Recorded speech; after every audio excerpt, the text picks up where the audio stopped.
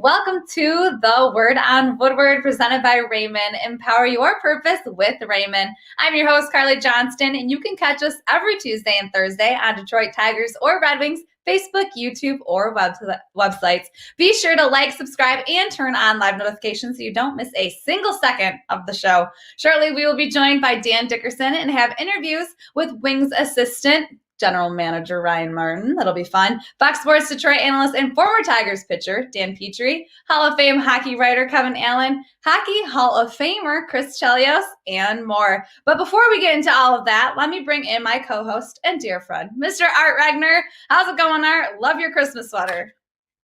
Thank you. Yep. Another cat there, Carly, just for you. Here he is. Love it. Yeah, he's a nice-looking guy. Definitely, without question. So, I'm doing great. I can't wait to get going. A lot of stuff happening. A lot of great guests today, and it should be fun. It should be exciting. Absolutely. And before we talk anything else and get off the rails, let's get into the big three. Let's start this off on a good note, Art. I know you and I can talk a lot. Definitely. So let's get going in the big three. We have a lot to cover here, Art. So let's get started. First up, I know you're going to love this one. The Phils are headed to the D. Filip Hronek and Filip Zadina are coming back to Hockeytown. We assume to prep for the season with the Red Wings, give some time to quarantine before training camp. Again, I'm just speculating here, but fingers crossed. Honestly, I'm just going to hand this one off to you, Art, because I know how much you love your Phils. And this gets me excited because I know we both want our boys back on the ice together. Right. Well, I did a podcast right when almost we were in quarantine. Zadina was back in the Czech Republic and, the old Red and White Authority. And you could tell just by that he wanted to be in Detroit, like my expression, like yesterday. I thought that for sure. He was really eager. And this was before it was announced that he was going to play for, his dad's the assistant coach on the Czech team he played. But, Zadina had, I think, like 15 points in 18 games. He had 8 goals. He dropped a weight on his finger and was out for a little while. And, but he really is starting to come on. And then Hronek was just incredible. He averaged more than a point a game. Again, going off the top of my head, I think he had like 23 points or something in 21 games.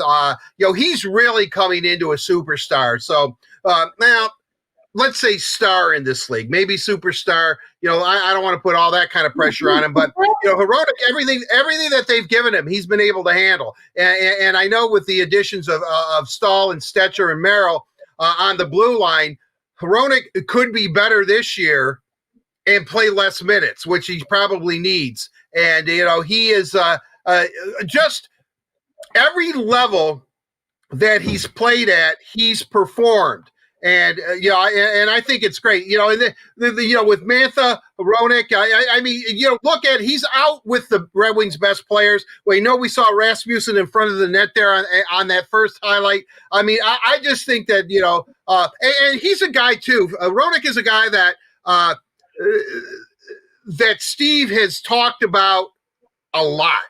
And I do think that Zadina, because of being 6th overall and, having to go to Grand Rapids for a year and learn, I think there were maybe some that were starting to have some doubts about him, more among the fan base, but maybe a few people in the organization. I don't know that, but, I'm thinking people are saying, well, geez, especially with, what Quinn Hughes is doing, being picked at number 7 and being in the backyard at the University of Michigan. But don't worry about that. They needed goal scoring. The Red Wings need goal scoring. Zadina's a goal scorer. As much as I like Quinn Hughes, and God, it'd be nice to see him in the red and white, but I'm telling you, Filip Zadina is arriving this season. I have no fears about him at all. He really started to come on. When the veterans in the room start talking about him and watching him play, and once he got a little bit of confidence in that shot is NHL caliber. Now, I know the BT Express Big Tony's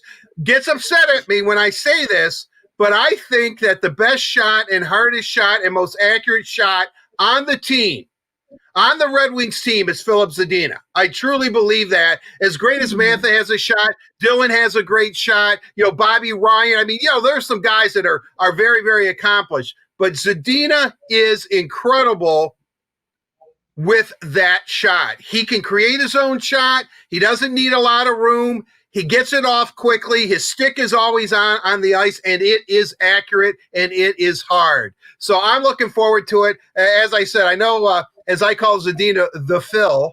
The Phil has been wanting to be back in Detroit. He's coming back tomorrow from all reports and things that I've been able to learn.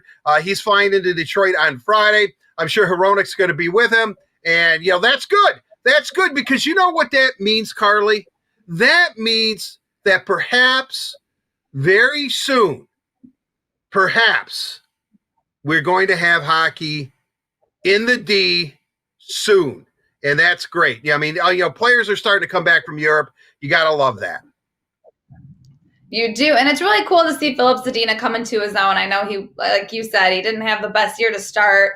Played for the Griffins, and he couldn't really score a goal. It was really, you could tell, disrupting his growth internally. But let's pivot to the third and final topic of the second topic of the Big Three, pivoting to the MLB. Sorry, skipping around today, guys. The MLB announced Major League status for 7 professional Negro Leagues. Amazing. This officially recognizes the players and teams as part of Major League Baseball history, which includes stats and records. That's something I personally believe should have already been done, but Art, how cool is that? I mean, we just celebrated the Negro League's 100-year anniversary this year, so 2020 isn't so bad after all. Well, certainly it's long overdue. The Negro Leagues were, these were ball players that, all Hall of Fame caliber ball players. When I was growing up, and, this is, before I knew about, racism or bigotry or, segregation and all that, I thought that the Negro Leagues seriously were, Black Americans getting together and say, hey, man, let's form our own league. I mean, literally, that is something that, they wanted to do. I never realized that they were formed because they couldn't play in Major League Baseball until Jackie Robinson broke the color barrier. So, you would think, and I know baseball has a lot of rules and regulations and, they don't give up those stats and it's all numbers driven and all that. Mm-hmm. All I can say, and I'm not getting down on Major League Baseball. I know this is going to sound like a criticism, but it's about time. What took you so long? That's the way I feel about this. I mean, really, I really do. I love the Detroit Stars uniform. I love that hat. My old radio partner, Terry Foster, Dr. Foster, your Stars jersey is still coming to the mail. I bought him a Stars jersey as a gift, and he's never received it. I've got over 20 years now. I don't know where it is. It's still lost. I still think UPS is tracking it. I seriously, I still think it has a tracking number. I don't know where it is. Somebody's been enjoying it for these last couple of decades. But I think it's great news. Obviously, we've talked to the curator or the assistant curator of the Negro Leagues Baseball Museum and in Kansas City, and just a great thing. And and obviously Turkey Stearns was a great ball player here in Detroit on the Stars, and so I'm just happy. I mean, I think that's a good thing. And what a way for these families, the legacy for these families at the holiday time during the middle of a pandemic, to know that their relative, that their great-great-grandfather or grandfather or whomever, is now being recognized for his accomplishments right up there with Major League ball players, because guess what? He was a Major League ball player too. Excellent. Way to go. Big thumbs up on that one. I'm very, very happy to see that happen. There you go. That's right. That's a good one. That was my favorite topic of the Big Three. Love it. But let's move on. Finally, as I already said, to our third and final topic of the Big Three, a big happy belated birthday to Tigers alum Eddie Robinson, who is the first former Tiger to celebrate his 100th birthday. A World War II vet, played for the Tigers in 1957. A whole century, Art. A whole century of a life lived. That's incredible. Yeah, I mean, 100 years old. God bless him. Hey, Eddie, way to go. 1957, a beautiful year here in the Motor City. Remembered for a lot of things, including my birth. So I just want to say, way to go, Big Eddie.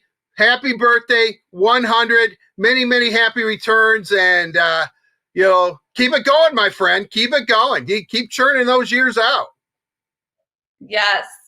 Cheers. Cheers to Eddie Robinson. That's an incredible feat. Well, that is it for the Big Three. Thank you to Chevy for sponsoring it. We have a lot of fun still in the show. So, guys, stick around. Without Chevy question.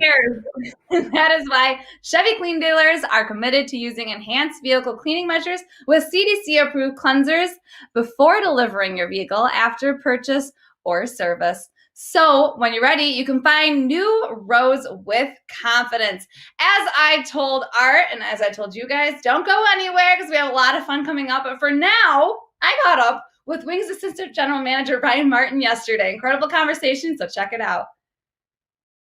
It's time for Catching Up with Carly, presented by Meyer. And today I'm very pleased to be joined by Assistant General to the Detroit Red Wings, Ryan Martin. Ryan, you're actually in Edmonton right now. How's it going? First of all, Carly, how you doing? It's going great up here. I'm up here as a volunteer with the USA Hockey up here for the World Junior Championship. So we're on day 3 of our mandatory isolation period in our hotel, but the sun's out and it's not too cold outside. We're looking forward to getting to the rink in a couple of days.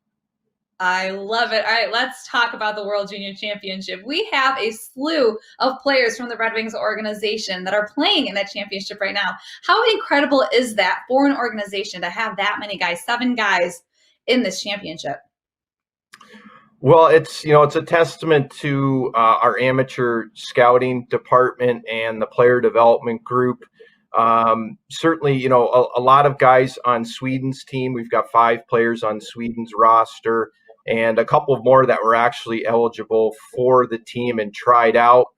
Unfortunately, one didn't. One had an issue with health and wasn't able to be a part of the team. But it's a testament to the group that's drafted these guys and our player development group. The 5 guys, are players that we've picked in the last 2 drafts. So for the viewers that don't know, the World Junior Tournament is, in my opinion, it's the best under 20 tournament in the world. It's best on best competition. It's an incredibly competitive tournament with lots of players that even have NHL experience all the way down to high-end juniors. So for our group to see guys like Gustav Berglund and Albert Johansson, newly drafted forwards, Theodore Niederbach, obviously Lucas Raymond, our first-round pick from this year, and Elmer Soderblom on Sweden's roster. Jan Bednar's a goaltender that from the Czech Republic that'll be playing for the Czech team, and then Emil Viro on Finland's team, a defenseman. So we're really excited to have these players in this tournament. It's great competition, great experience for their development. So a few of these players have been playing for the most part their hometown teams, but with this long pause, and I'm sure it has affected player development, especially with these young guys, but do you think this is so impactful and beneficial for these guys to be playing in this tournament? Yeah, well, a lot of these guys, as you correctly point out, a lot of them have had very few interruptions in their seasons dating back to when their training camps open in the late summer, early fall.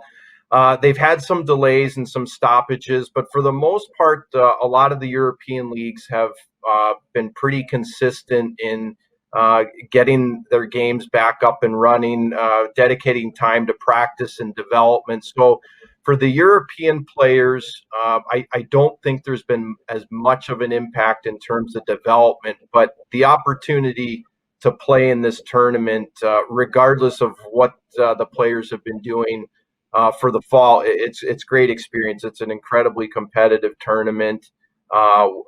Again, that's best on best under 20, the best prospects of a lot of these NHL organizations. And so for us, it's an added benefit for them to have the opportunity to play in this and will definitely help with their player development. Yeah, no kidding. And speaking of those players on loan to Europe, do you expect some of them to come back to Grand Rapids for training camp?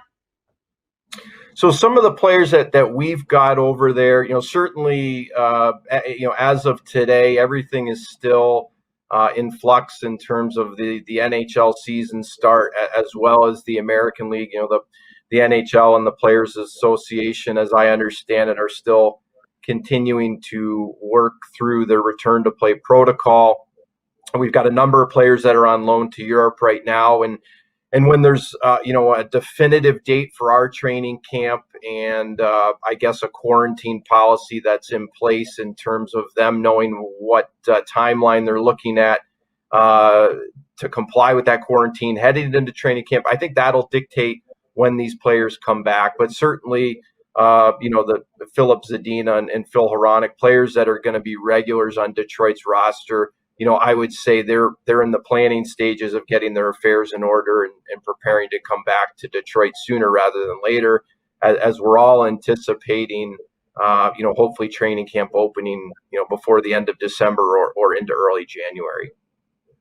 Awesome. Okay, so now let's talk about some players that we're looking at. Let's start with Filip Hronek, someone who had a great season last season.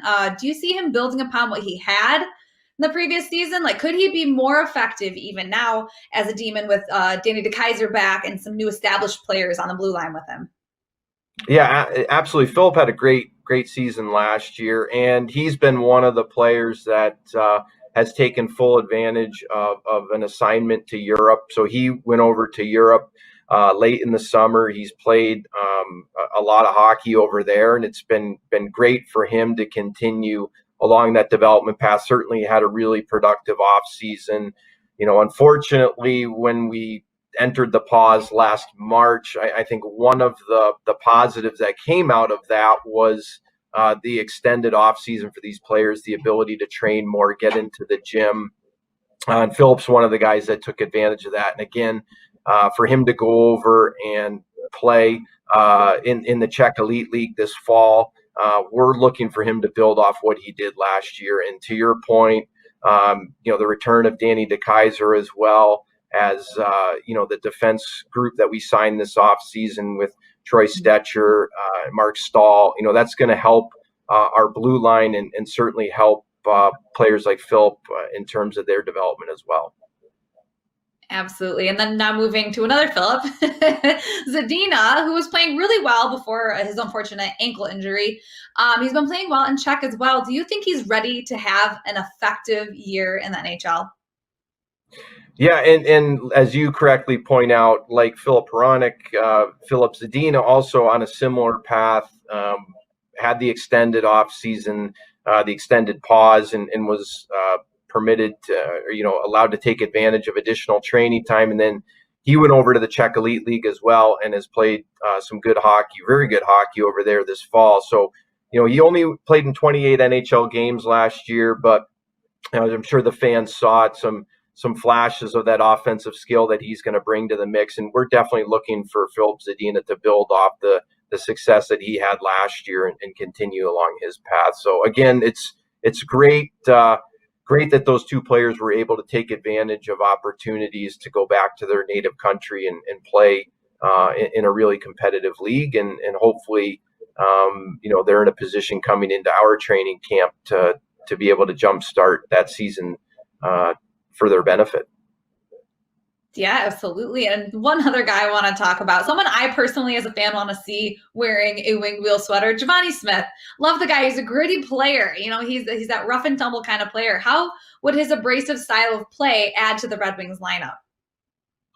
Well, I think Givani's style play would add to any lineup at the NHL level. He's a type of player that all teams are going to covet. He's a really big man. He's a strong man, and he's got a really nice blend of bringing grit to the game, but a really soft pair of hands and the ability to handle the puck and make plays in the offensive zone. So I think Givani's development the last couple of years at the American League level has been really good. And credit to Ben Simon and his coaching staff, as well as our player development group with Sean Horkoff and Dan Cleary. to work with Giovanni, and Giovanni's come a long way, and we are definitely looking for Giovanni to push for a spot in Detroit.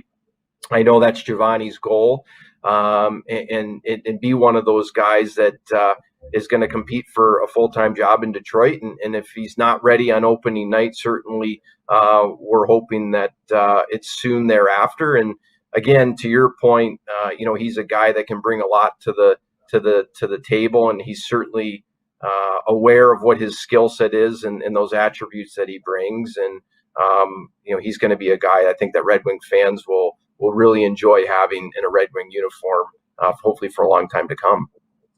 Absolutely. And I'm excited looking ahead to next season. Although it won't be a full season, I'm excited for some live hockey, some Red Wings hockey, some Griffins hockey, and just to see these guys develop and see what can be sometime down the line. But Ryan, thank you so much for joining me on Catching Up with Carly, presented by Meijer. It's been an absolute pleasure to get to talk to you. Best of luck in Edmonton. Go Team USA.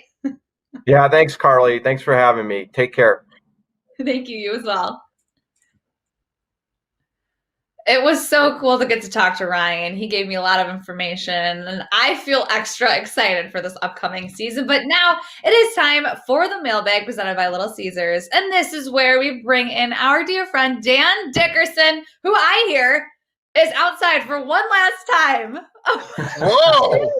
It's like 20 degrees out. Whoa! This is for you, Art. My gosh, double D, man. Man, what?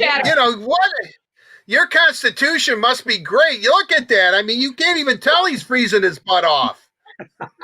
Oh, my God. I got, just so you know, I got my little hot cocoa with, I don't know if you can see it, but some whipped cream on top. So I'm doing okay. I like the mug. I'm sure it's the hot cocoa and whipped cream. Yeah, I'm sure that Double D's got a little bit of a flash going, too. Never give away your secrets. Never, that's right. That's between us. Just whisper it to me what you're drinking there, Dan. Oh, you too. I can't. But I would like to point out Dan Dickerson's mug, Michigan State University mug, and I had your wife as a professor during my time That's at right, MSU.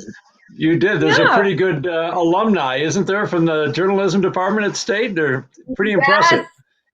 Yes, Daniela as well. I'm pretty sure had LA. But all right, let's hop into the mailbag. A lot of things to talk about. All right, first question up is for Dan. Dan, we have a question from Alex from Perrysburg, Ohio. Given the excitement over Hinch and pitching coach Chris Fetter, what do you think about the Tigers going after a bit of a project? I think this is absolutely what to look for Tiger fans this winter. And this is where the experience of A.J. Hinch paired with the analytics department that the Tigers have put together, paired with Chris Fetters, who knows how to develop young pitchers. He's done that, obviously, at Michigan State. I mean, this whole staff is put together, I think, to take chances on some guys.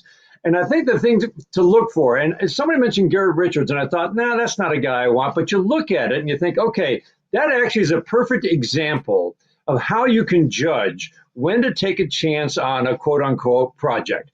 A guy with a pretty good track record in terms of when he's healthy, great stuff, pretty good results.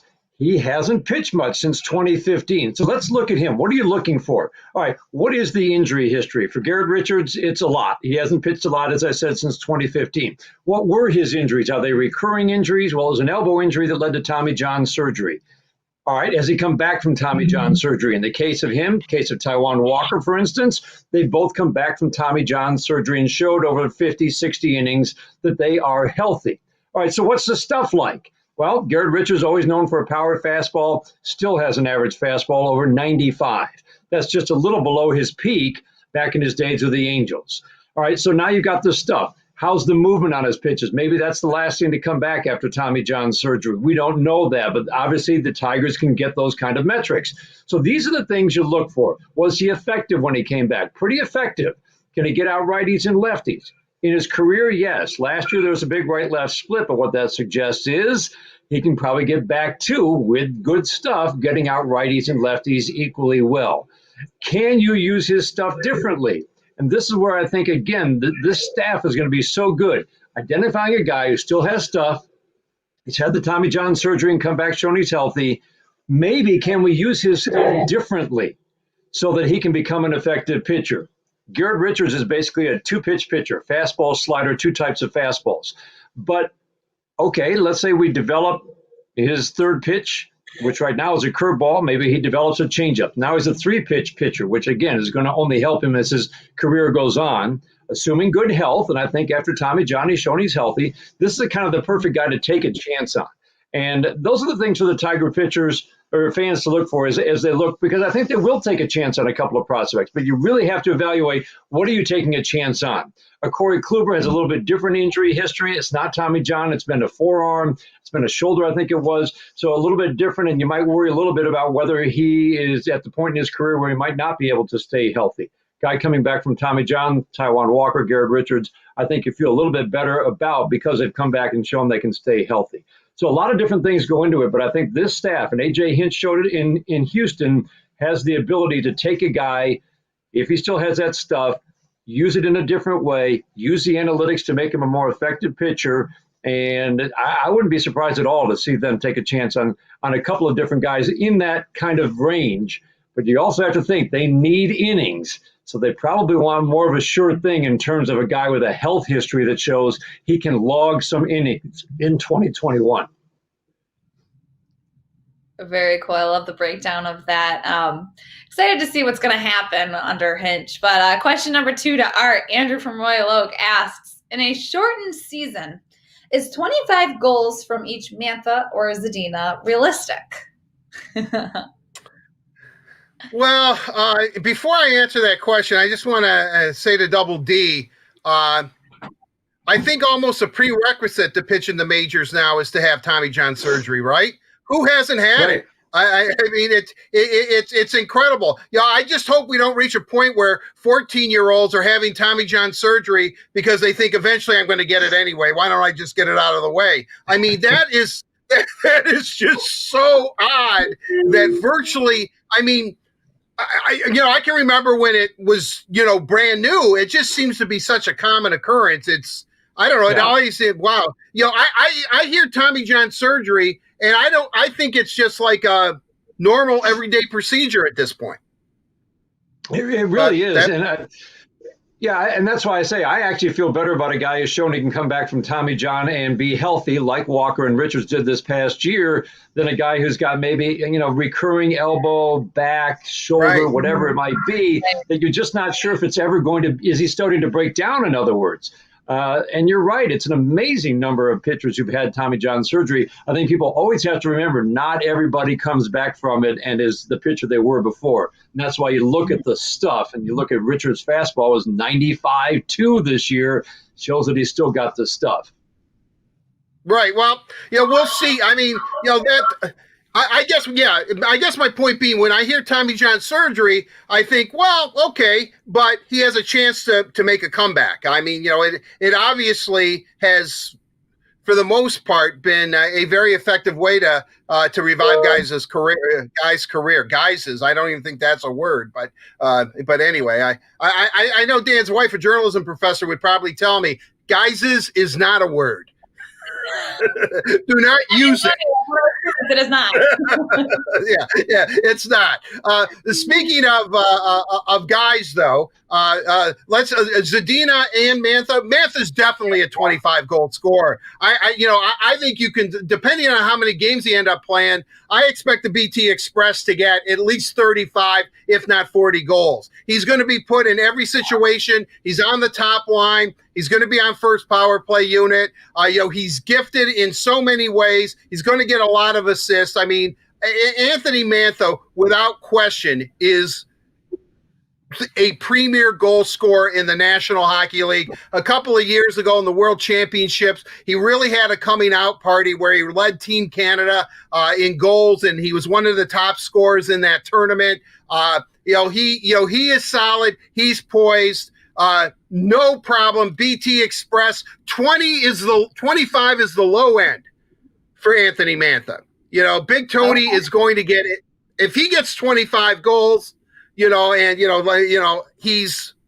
he might get hurt. You know what I mean? That's the low end. I think that without injury, he's at least 35. He's at least 35. Now, Okay. Zadina's 25 goals too. He's going to get power play time. He's going to be on the second line. If they can find a second line center, whomever that is, if it's Fabre or Nemetsakov, and then playing on a wing with Bobby Ryan, if they're on the same line, he's going to have a lot of talent around him. Philip Zadina is one of these players because he's so young. He needs to be surrounded by players of his caliber or even a little bit better to kind of show him the ropes, to allow him to grow into his talent. And I think that's what we're going to see this year. I think Zadina, 25 by him. I think that Mantha and Zadina are going to lead the Red Wings in goals. 1-2. I'd be shocked if Big Tony is not if the BT Express is not the Red Wings leading goal scorer this year. And I think Zadina is going to be a close second. I think no question about it. There you go. Little nippy out there, A-double-D. But I'll say, there you go. Beautiful.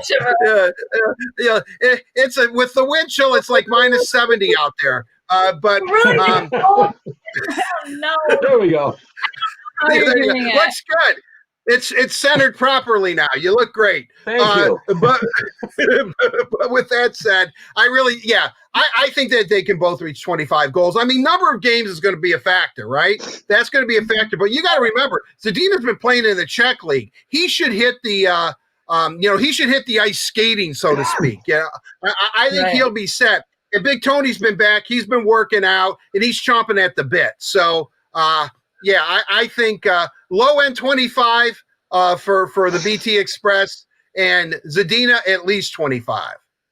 Oh, wow. I love that. Hit the ice skating, like hit the ground running. That's pretty good. Right. But yeah, hopefully that's right. Injuries for the two of them. And yeah, again, I'm sure the number of games will definitely affect the number of goals these guys get. But moving on to question number 3 for Dan. Carrie Ann from Dearborn asks, we heard Avila mention the need for more arms, but they need to add some power hitters too. Should the Tigers try to find a guy now, or are players waiting to find out if there is a DH in the NL again before signing a deal? I don't know why baseball hasn't already made a decision about the DH in the National League. I mean, it seems silly to me that they're waiting. I guess it's going to be a bargaining chip as they try to figure out some of the ideas and that are going to be implemented for 2021 that might be carried over from 2020. It is slowing the market, but really it's a limited number of players, probably. Because there just aren't many DH onlys. Nelson Cruz obviously comes to mind. Edwin Encarnacion, who might be an intriguing bounce back candidate, is mostly a DH at this point in his career. So there aren't that many who are just DH onlys who are waiting to see if there's going to be a bigger market for their services because the National League will have a DH this year. Having said that, I do think the whole idea of waiting for a bat that might add something to your lineup, and I really do believe the Tigers are going to add at least one, if not two. And remember, they added 2 last year, and they were shopping from the bargain bin. And they're I think, going to raise it a little bit above what's the next level above the bargain bin?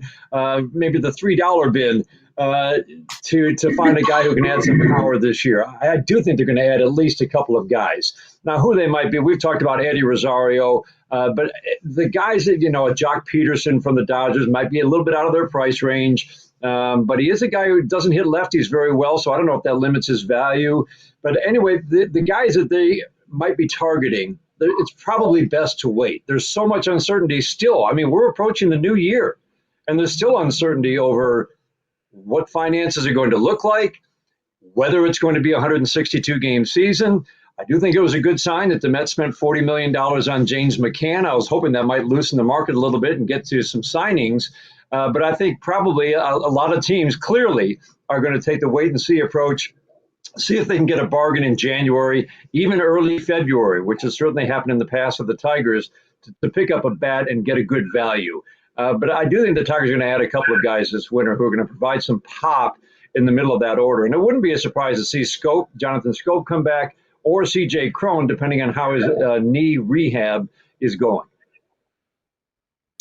Fingers crossed that CJ Cron can heal over this offseason. But one crazy thing, Dan, that you said was that we're approaching the new year. Whoa. I know. Ow. Not that any of us are ready to turn the page on 2020.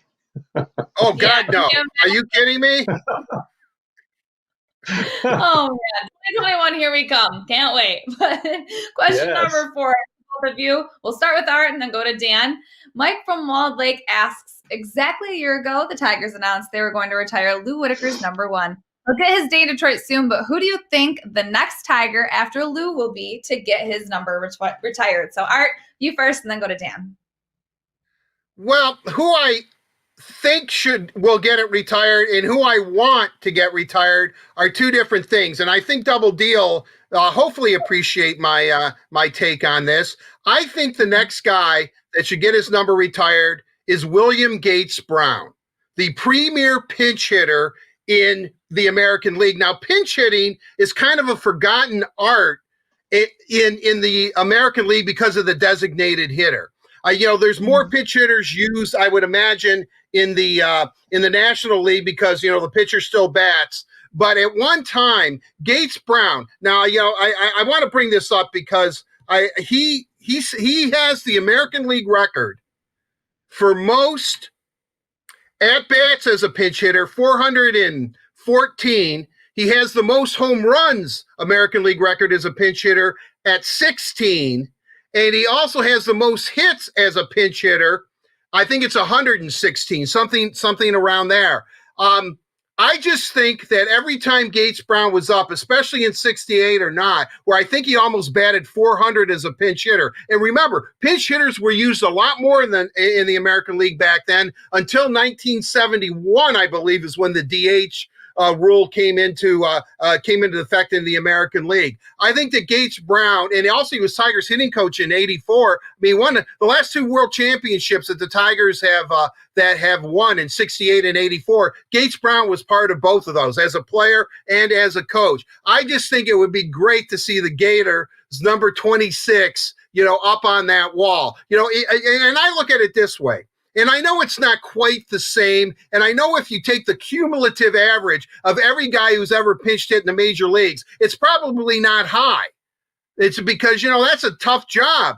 But Gates Brown was solid. I mean, you could count on him virtually to get a hit like 1 out of every 3 times he was up as a pinch hitter. So I really would love to see if guys get rewarded for saves, and that's tough. Don't get me wrong, but baseball is so compartmentalized. That's another word that Dan's wife will tell me isn't a word, but I mean, if you look at it that way, why not pinch hitting? Why can't somebody be recognized for a skill that is difficult, a lot of pressure on them? They come off the bench. So I would love to see the Tigers put old number 26 up there. That's my own personal opinion. If you can tell, do I love Gates Brown? You bet I love Gates Brown. I mean, I love the Gator as a player, just a big burly guy and just, full of life, full of fun. Now, who do I think is going to get their number retired next? I think this is a no-brainer. I think the next Tiger is 35. I think it's Justin Verlander. I'm looking. I can't see anybody else that is, I think, for Gates Brown, like guys like me and, Dan, the God rest his soul, the Gators passed away. We'll be in the stands. Love you, Gates. But,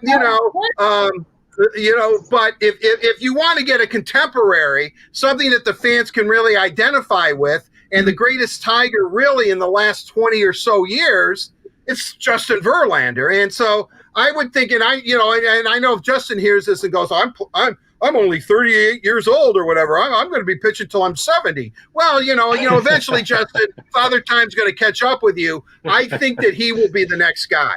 I mean, there's a lot of great players, and and I want to ask Double D this, and I've always been under the impression the Tigers have not retired a lot of numbers for the simple fact that their best player of all time, Ty Cobb, never wore a number.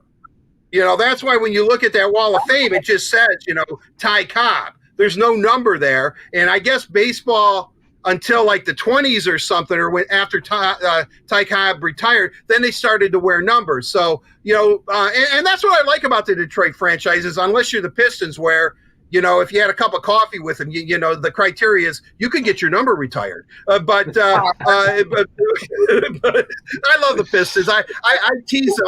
I love to tease the Pistons. Thank God they retired the old flaming horse's head logo. But with all that said, I really think that Detroit franchises they're traditional. Their uniforms, for the most part, are traditional. Their logos are traditional. Their colors are traditional. I mean, they don't change very much. And I think if you're a Detroit professional athlete and the team you play for retires your number, you are one really special player, because they just don't hand them out. It's not like going to Dallas, where every Cowboy has his number retired. I mean, I really seriously mean this. So I think with the criteria that the Tigers have, I think it's Justin Verlander, who I would like to see, of course, William Gates Brown. I'd love to see Gates Brown's 26 go up there.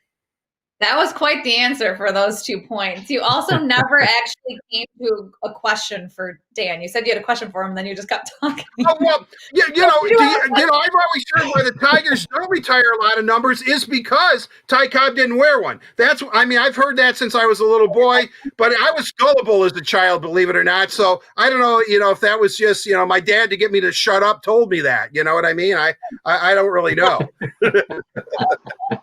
All right, now what's your answer for who you think will be the next Tiger who has their number retired after Lou Whitaker? First of all, I want to go back to the season that Gates Brown had in 1968, the year of the pitcher, where I think the average hitter hit 230 with very small power numbers. Even though the Tigers had some power hitters as a league, the numbers were just abysmally small in the batting average and power departments. Gates Brown in 48, and I agree with Art, the toughest job in baseball is to be a pinch hitter, because you're coming up in pressure situations late in the game in a close game. Gates Brown in 1968, when the league hit 230 with no power, had 48 plate appearances.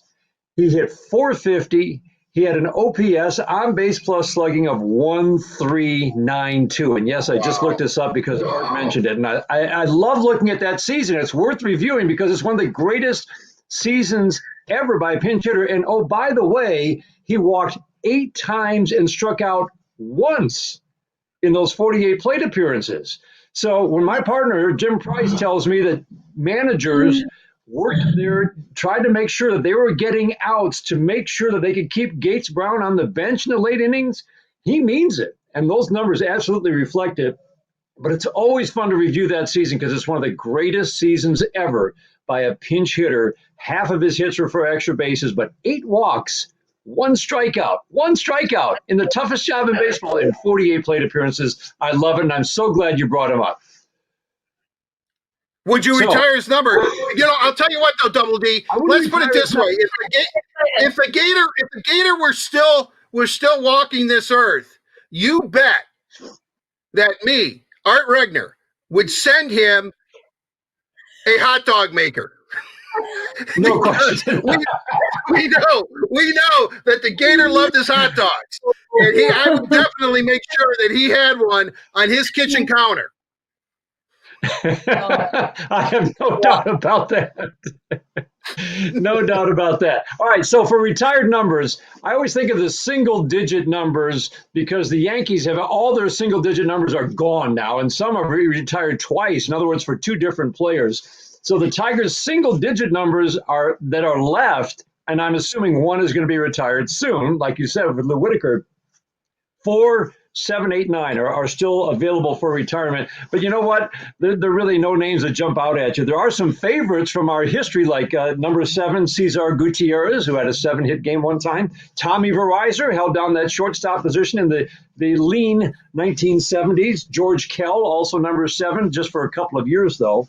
Number 8, it's just fun to look at some of these names. Ron LaFleur, Eddie Brinkman, Davy Cruz. I'm not saying they should have their numbers retired, but it's fun to look back at who wore some of these single-digit numbers that really haven't been used a whole lot in recent years. And then number 9, some pretty good guys. I'm not saying any of them should have their numbers. Nick Castellanos, Carlos Guillen, Damian Easley have all worn number 9 in recent years, which leads me to the two, like Art said, it's obvious who's going to get their number retired. It's 2, number 24 and number 35. Those will be the next 2 numbers retired, Miguel Cabrera and Justin Verlander. And they probably, I mean, it makes sense, probably do it the same year.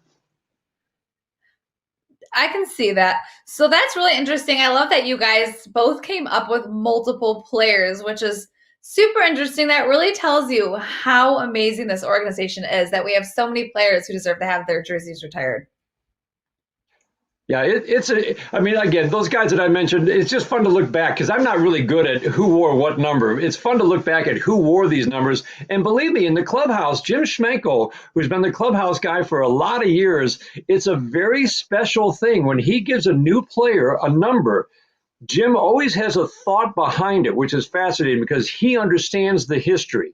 And there are certain numbers, because of who wore them, that he won't give that uniform to any player. Remember, he gave out 1 and 3, and there caused a little bit of controversy, but there's a lot of thought. Believe me, every time a number is handed out, it's not completely in his hands, but it's very much, there are certain numbers that he's just not going to touch because of who wore it before. And, you know, if it's a special player, might give it to him. But otherwise, there are certain numbers that are probably just off limits right now that we don't even know about. But he's very aware of that history, and I think that's pretty neat. Yeah, definitely. Again, storied team, storied organization, and I'm looking forward to seeing number 1 retired and then see what follows after that. But speaking of greats, the hot and ready pepperoni cheeser. Dan, thank you so much for joining us. I really appreciate it. You get a large pizza topped with classic pepperoni, fresh mozzarella, and a toasted Parmesan and Asiago cheese crust for just $7. Try our no-contact pizza portal or delivery from Little Caesars. Woo, that was a good one. That was a really good mailbag. But don't go anywhere. We have tons of fun for the rest of the show, including interviews with Fox Sports Detroit analyst and former Tigers pitcher Dan Petry, Hall of Fame hockey writer Kevin Allen, and Hockey Hall of Famer Chris Chelios. But for now, it is time to get into Bet You Didn't Know, presented by PointsBet Sportsbook, an official gaming partner of the Detroit Tigers. We are looking at some trivia to try and stump Art today. All of these trivia questions are about professional. I can't. About athletes that are last week or on Tuesday, I was 2 out of 3. So I've gotten rid of the antlers. I'm putting on my elf cap. I'm ready to go. I'm gonna get every one of these right. I've got brain power working. Hopefully it's a thinking cap, but not just an art cap, and an elf cap. All right, I just called you an elf. It looks like kind of a dunce cap. I don't know if I should be wearing this thing. If it was a dunce cap. But Art, you're usually really good about knowing these facts about players, where they're from, and if they're from Michigan. So let's see how well you really, truly know. All right. Michiganders, all right? First question up is the Tiger that was not born in Michigan. John Schreiber, Tyler Alexander, or Eric Haas? B, Tyler Alexander, final answer. Correct. Good work. 1 for 1. Tyler was born in Chicago, Illinois, but as we know, it's not where you've been, it's where you end up. So he's one of us now. He's Michigander now, but was born in Chicago, Illinois. 1 for 1. All right, Art, off to a great start. Let's go to question number 2. John Smoltz is one of the most famous players from Michigan. Which Michigan city did he play high school baseball in? Okay, was it A, Warren, B, Ypsilanti, or C, Lansing?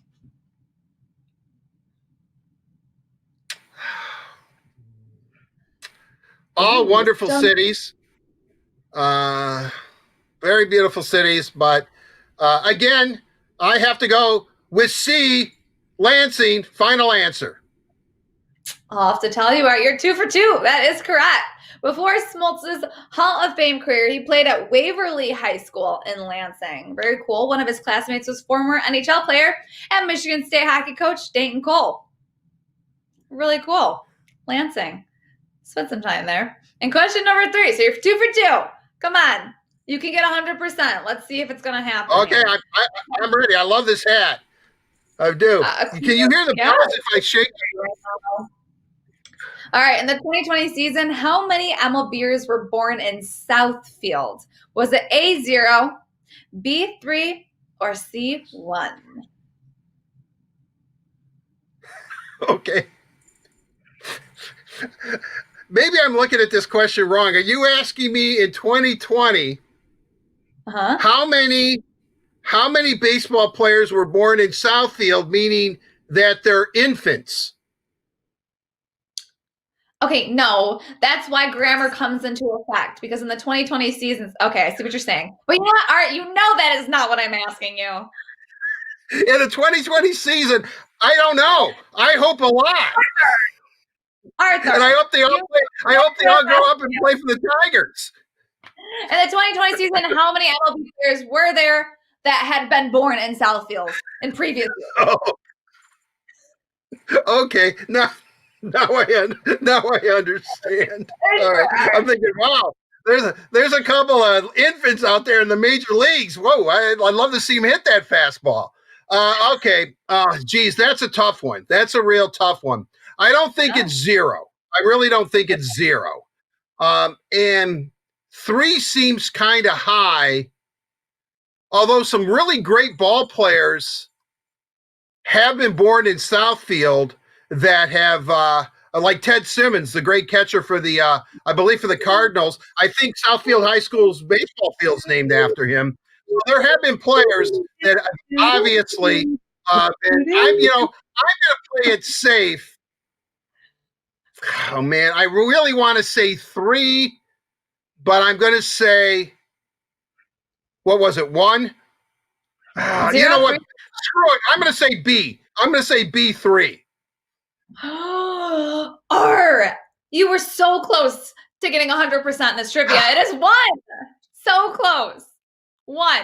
Sterling Sharp of the Miami Marlins. Recent MLB players from Southfield are Darren Downs and Chris Getz. So you were close with 3, but they didn't play in the 2020 season. Those two players. Man. Sharp of the Miami Marlins was the one that played in the 2020 season. Sterling paid it forward, returning to Michigan for the Players Alliance event over the weekend in Detroit and Flint. Fun fact. And I just want to say to all you little infants out there that were born in 2020, reach for the stars. You can make it into the major leagues. Carly already has you there. You never know. You never know, especially in 2020. Never know. Yeah, definitely. Who knows? I mean, my gosh, we could find out that these kids could, like rapidly, like Benjamin Button or whatever that movie was. They at 5, they could be 20 years old by that time, and playing for the Tigers. Who knows? Who knows? All right. Well, good work. 2 out of 3 again. So twice, yeah. 2 out of 3 this week. That's not terrible. I mean, it's not 100%, but you tried, right? That's all that matters. Yeah. I think this hat kind of matches my sweater. All right. Well, good work, Art. Bet you didn't know it's presented by PointsBet Sportsbook. PointsBet is an official gaming partner of the Detroit Tigers. Download the app and follow PointsBet USA on social media for more information. Still tons of fun to be had on this show. Tons of fun. Indeed. What we have coming up is Downtown Hockey Town with Kevin Allen, and then we're going to have Brush Street Beat with Dan Petry, and the headliner with Chris Chelios. So don't go anywhere. Still, like I said, tons of fun to be had. Lots to talk about with the MLB and the NHL. But now we're going to talk about some hockey on Downtown Hockey Town, presented by Labatt Blue Light, where Art and I are very lucky to be joined by Kevin Allen. Kevin, how's it going? Great. I'm happy to be leadoff in a lineup that includes Petry and Chris Chelios. That's a pretty impressive company. Right? Well, you're right up there with them. But we have a lot to talk about. A lot of NHL talk to be had.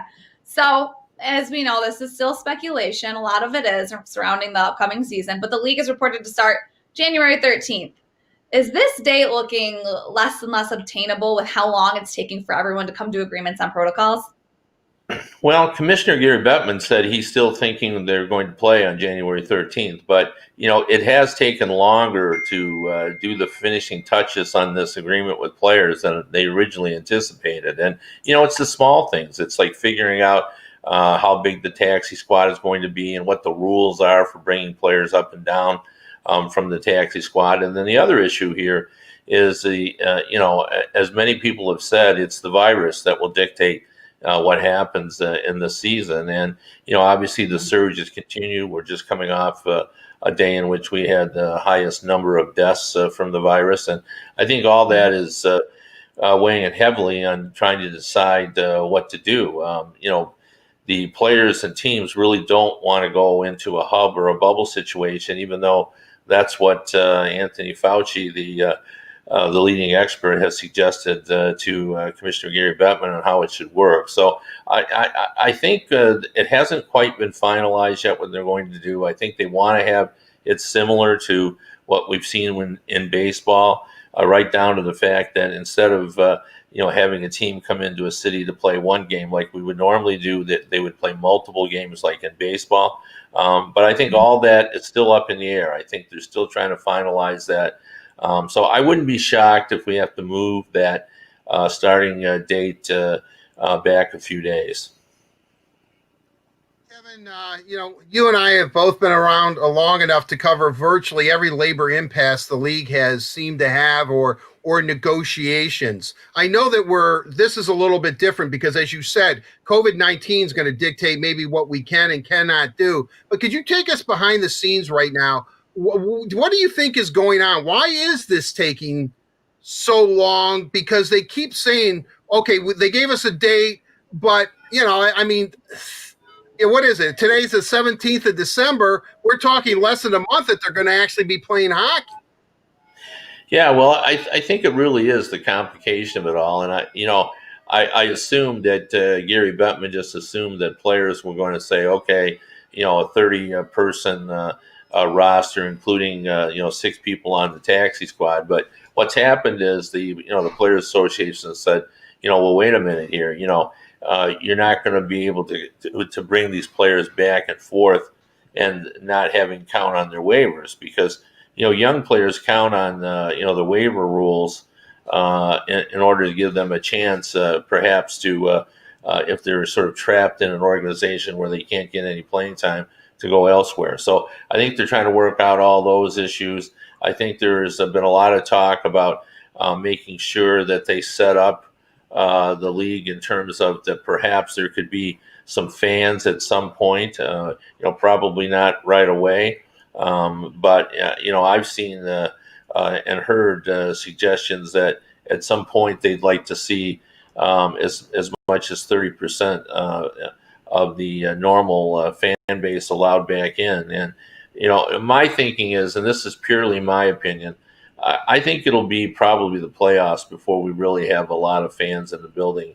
I was just assuming that we would play without fans for most of the season. And if we do get some fans, boy, I don't know, 30% sounds like a lot before we actually get the full vaccination. So there's a lot of complications, Art, and I think they're just trying to hammer it out. I think, as I've said in the past when we did the restart last time, it's not so much contentious as it is just trying to work together and making it fair for everyone involved. And, there's even a little thing like, what if a player doesn't want to play during this environment? What happens to him? What happens to his contract? All those things have to be worked out.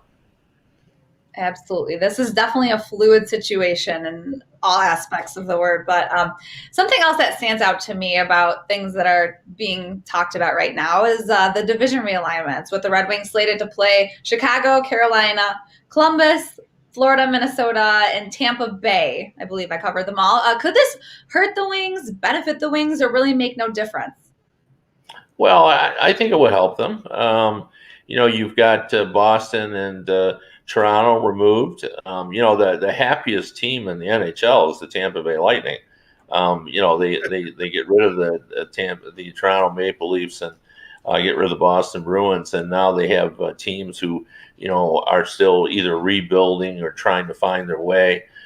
So this is certainly a good situation for Tampa, and if it's a good situation for Tampa, I think it's a good situation for Detroit as well. And I think their aim this season, and based on the way that Steve Yzerman operated, is they want to be much more competitive than they were last season, and I think they'll do that. And I think this division gives them a chance of doing it. But the divisions aren't settled either. You have everybody kind of talking about the way it should be in terms of geography and so forth. But I think for the most part, the way that they are now is what we're going to see. There might be one change, but I think everyone feels pretty good. I know everybody feels really good about the All-Canadian division. I think people in Canada are really excited about that. And I think, when you're in this situation where, everything is up in the air and it's going to be a unique situation anyway, why not do something that fans have talked about for years and all, Canadian division as kind of a one-off. And, I've been on radio in Nashville, and they're very excited about renewing their rivalry with Detroit, getting back to having it, because there's obviously a lot of transplants and Detroit transplants in Nashville. Well, what I would like to see happen, and I think people in the Pacific Division or the Western Division, whatever it's going to be called, is flip-flopping Minnesota and St. Louis. I would love to see St. Louis back with the Red Wings, and even though I know they're a great club, and then maybe Tampa would be a little bit chagrined by that, but we'll see how that plays out. Kevin, one interesting thing is that it appears that all three base California teams, San Jose, Anaheim, LA, and then in Manitoba, the Winnipeg Jets, may not be able to play in their home states or home provinces to begin with. I know that some of the way I think teams are trying to get around this is playing outdoor games. Do you see that as a viable possibility, that we're going to see outdoor games? Because I think also they probably figure if we're outdoors, we might be able to have fans come to these things.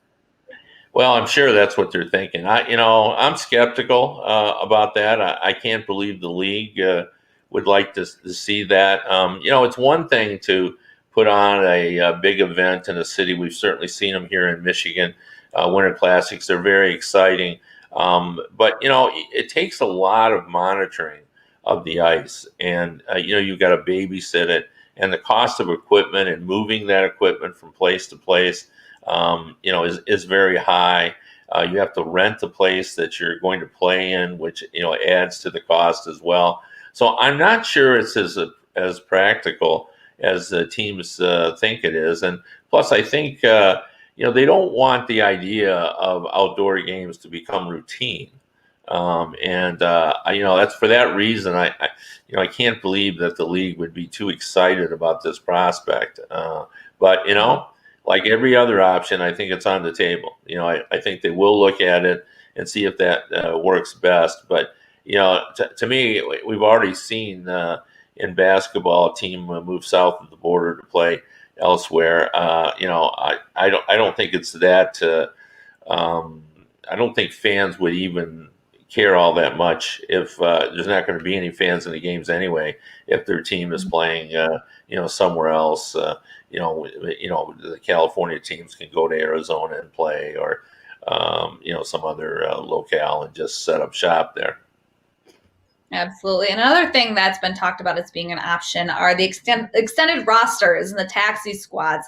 Is this something that you think would be beneficial? And in my honest opinion, I think it would be beneficial and most effective with the virus going on and guys maybe being on the IR. But is this something that you see happening in the next season?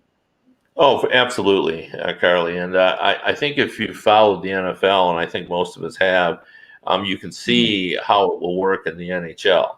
And I've been warning, hockey fans that, if you think it was a little challenging to keep players on the field in the NFL when they're playing one game a week, wait till we get to the NHL where you're playing 3 and 4 games. So, a 10-day virus stay on the COVID list could leave a player out 3 or 4 games. And I think we just have to adjust our thinking to that. That we have to start viewing it as not the frustration of the virus, but just dealing with something similar to an injury, because that's the price you're going to pay to try to play hockey in a COVID pandemic. And I think the 30-person squad and having because what's going to happen. There's going to be one person that ends up with the virus, and then he's living with 2 other guys, and they're of course going to have to quarantine as well. So then we're going to have 3 or 4 out. You're just going to shuffle and bring guys down from your taxi squad. This is a great opportunity, for younger players, because it's going to happen. If you're not in a bubble and you're living out in the real world, especially now, where the surge, it almost feels like you have to approach almost every person you meet as they might possibly have it.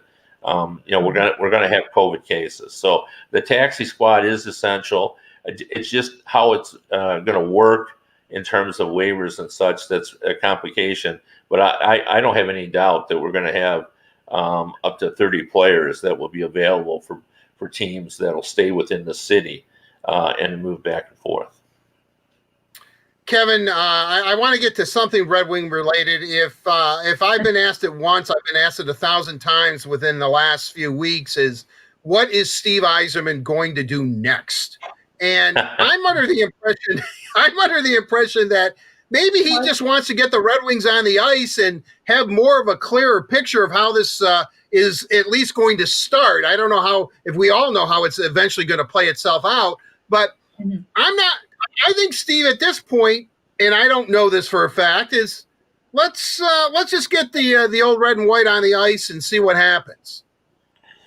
Well, I think you have a better chance of getting the presidential nuclear codes than you have of getting information out of Steve Yzerman about what his plans are moving forward. He's the new, in my opinion, Lou Lamoriello in terms of, he plays everything close to the vest. Only a few people in his inner circle knows what he's doing, and I think that's part of his success.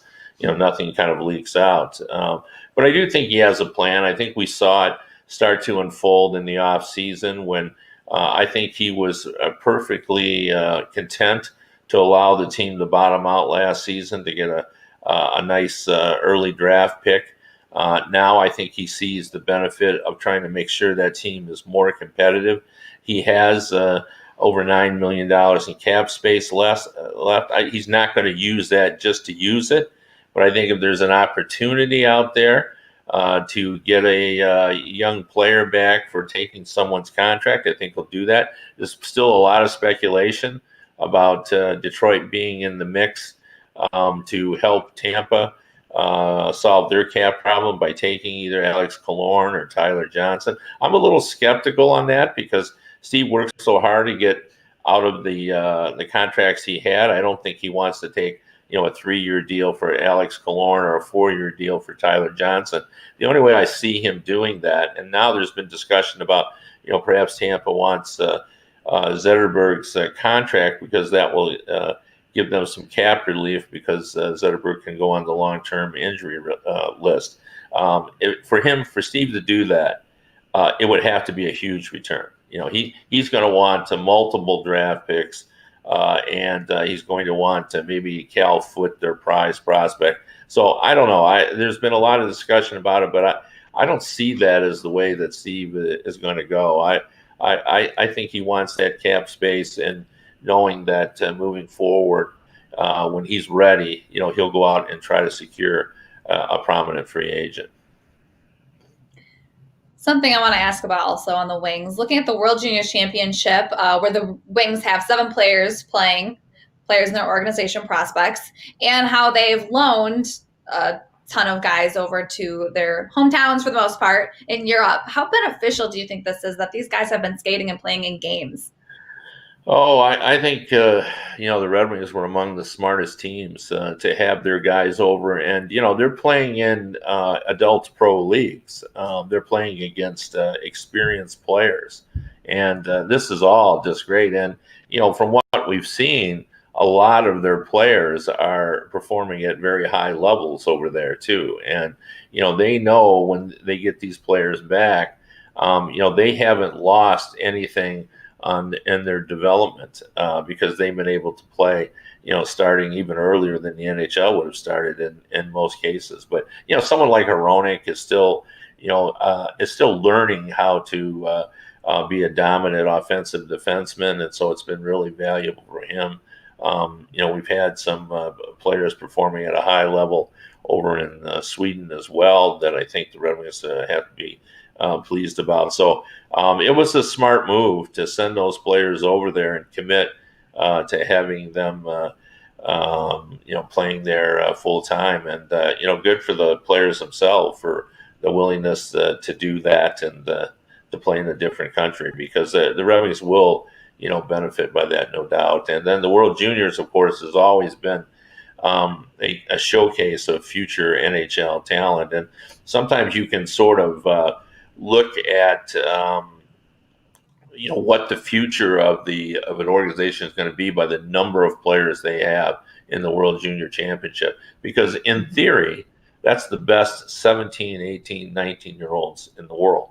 So if you have 3 or 4 or 5 of those players, it would suggest that you're in good shape moving forward.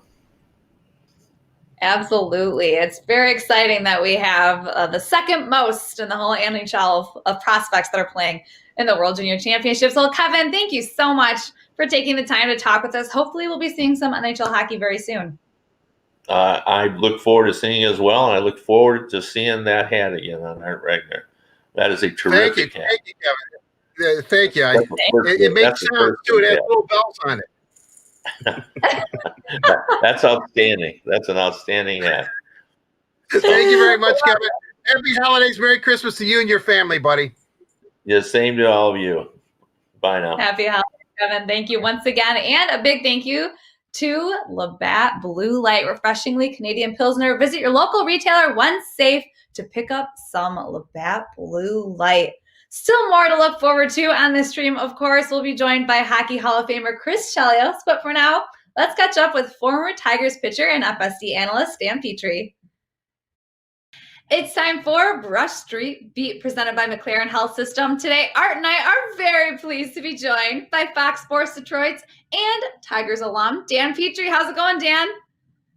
Harley and Art, everything is doing just fine. We got a little snow outside the window, so it's kind of very festive. So, everything is right where it should be for December. Beautiful. I love that. That was the perfect intro. A lot to talk about baseball-wise, though. After hearing from Tigers manager AJ Hinch, who spoke to the media in a press conference, were there any major takeaways you had from that interview? It sounds like strengthening the pitching staff and adding some depth is one of his top priorities. Yeah, they've said that, but I think some interesting things that I got is just about his really stressing the fact of win today's game. He doesn't want to go any further, tomorrow's game or, down the road or anything like that. It's concentrating on one game at a time and doing whatever you can to win that game. And that really kind of stood to me, where you're going to see maybe a team that is not, right at a World Series caliber roster just yet, but they're certainly developing, and I think you're going to see them play each and every game very, very hard and not give in or give up. And that's the one thing that really stood out to me. And then the other thing was just talking about how they're going to maybe move some people around a little bit, and how, it's great if you have guys that play one position and they're really good at one position. But boy, I really like the flexibility when we can move a lot of players around and we don't skip a beat. So there's just a lot of things that I thought was very interesting. And also just how they're going to manage the innings. And he talked about possibly using as many as 14 starting pitchers. So it's going to be a very interesting year this year. Well, I think that's good news for a guy like Nico Goodrum, who can virtually play every position but pitch. I mean, so I guess there was some question whether they were going to tender him, and makes sense that they would tender him because obviously he's so valuable as a super utility player. Dan, I want to concentrate on pitching. I mean, obviously I remember you as a great Tiger starter and pitching and logging a lot of innings. I know that AJ said 14 starters, but the common talk in baseball has been there's going to be at least a 6-man rotation just because nobody's arm is stretched out. Could you kind of explain that? Because about stretching out an arm and how, like, if Boyd doesn't hit a certain amount, he could actually injure his arm if he continues to pitch, him and actually all the Tiger pitchers. Yeah, I think the big thing that the organization always talks about is they don't like to see innings increase more than, I think they use the percentage of 30%. So you can imagine that you have someone like Casey Mize and Skubal, who only pitched around 30 or 40 innings, and you're going to ask them to get up to 150 or 180. I don't see it happening. So they have to be very, very careful with how they expand the innings. And some of the guys, like a Matthew Boyd and Spencer Turnbull, they'll be asked to throw a lot of innings. They're veterans, and even though they didn't throw a lot of innings last year, I think they're going to come. They'll be nice and fresh because they didn't throw a lot of innings, and they should be called upon to really stretch themselves out. But that's where guys like Tyler Alexander and Daniel Norris, that's where they're really going to be, leaned upon heavily. So you can have guys that go 5 innings, and you'll be able to start a bunch of games but maybe only go 5 innings and a certain amount of pitches, and then you've got relievers that are going to be asked to go multiple innings and not just be the specialist where they only come in and go 1 inning at a time. Outside of pitching, something that you talked about was the flexibility, and something that really stuck out to me that AJ Hinch was talking about is using Miguel Cabrera. We saw him obviously a designated hitter last season, but AJ said he's open to having Miggy play first base if he's healthy enough, that is. And I know Miggy said at the very end of last season that's something he really wanted to do, so he verbalized that. Do you think having Miggy at first base would be a good move? And you're right. I watched that interview that he did in Kansas City, the last series, and he talked about playing first base. I remember going down last summer in July when they started their summer camp, and he was working out at first base, and I got to tell you, he looked as smooth as ever. And I think he enjoys the total game of baseball, not just being a hitter, but the entire thing, and that's why he wants to do it. But Gardy said this too. The biggest thing, and AJ touched on it, the biggest thing is to keep Miguel Cabrera healthy. And, that's going to be the mix is, okay, how many times can he play first base? And then are you going to ask Jeimer Candelario, to play 3 times a week and Miggy 3 times a week? And then when Miggy's playing, first, is Jeimer going to go over to third base? And so, that's where that musical chairs kind of comes into place. But I think the biggest thing is just keeping Miggy healthy. If he can do that, just sparingly playing first base, I think you'll see that smile on his face and, the joking around that you always see when a runner gets on first, and you'll really, really see him enjoying the game a lot more. Dan, I'm obsessed with pitching. And I apologize, but I'm going to go back to that because Ew. I mean, you have your baseball, and I have my Casey Mize baseball card for support. So I'm obsessed with pitching. But I want to ask you: you had a legendary pitching coach in Roger Craig when you were with the Tigers, and obviously, he came up and developed all kinds of pitches, and you've talked about it. Jack Morris has talked about it. But Chris Fetter is now the pitching coach for the Tigers. He worked wonders at the University of Michigan, was a good pitcher at Michigan as well. But I'm kind of curious, I don't know if you see similarities, and you may not even know Chris Fetter, but is it important with a young staff to maybe have a guy who's a little bit of a cutting edge type of coach? And it seems that Fetter fits that bill. I think he fits the bill in a lot of different ways. And, I've met Chris. My son, Matt, went to the University of Michigan with him and is still good friends with him. So, we've reached out by way of text, and I can't wait to hopefully see him in spring training. And we've already scheduled some meetings to, sit down and learn the analytics side. I'm just so fascinated by it. And, he's a mixture of that. He's not saying, hey, you got to do it exactly this way and it's all analytics. He wants to embrace the old school type of thing and put both of those together.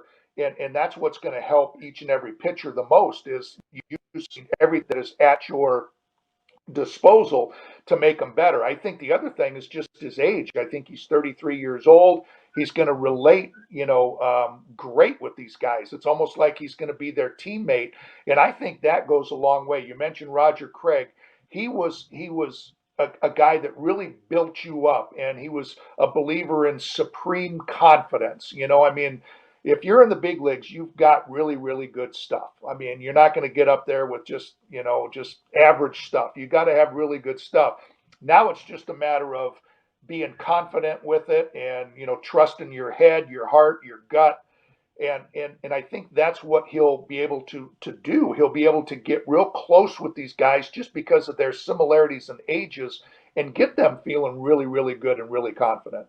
All right, this might be very vague, but talking about coaching staff, how excited are you to see AJ Hinch as the Tigers skipper and see what he can bring to this organization? The entire staff is what I haven't met AJ, and I'm looking forward to meeting him. And I hear he's just wonderful, and he likes to he embraces the media and understands our job and how we want to give fans the inside scoop and everything like that. So I can't wait for that. But it's just the entire staff that he's assembled.